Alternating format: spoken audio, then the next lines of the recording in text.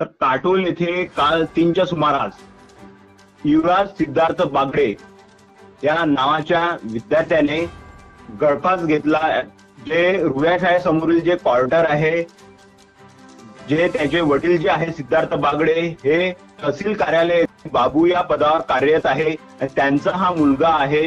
हा मुलगा जो आहे 16 वर्षीय युवराज सिद्धार्थ बागडे हा विज्ञान शाखेचा जो नदिरा महाविद्यालय धंदुली काटोल येथे शिकत होता. आणि या घटनेची जेव्हा माहिती मिळाली काटोल पोलीस स्टेशनला, त्यांनी घटनास्थळ गाठले आणि तेथून पंचनामा करून त्यांनी मृतदेह जो आहे ग्रामीण रुग्णालय काटोल येथे पाठवण्यात आला आहे उत्तरीय तपासणीकरिता. आणि काटोल पोलीस स्टेशन याचा पुढील तपास करीत आहे. परंतु तपासाअंती काय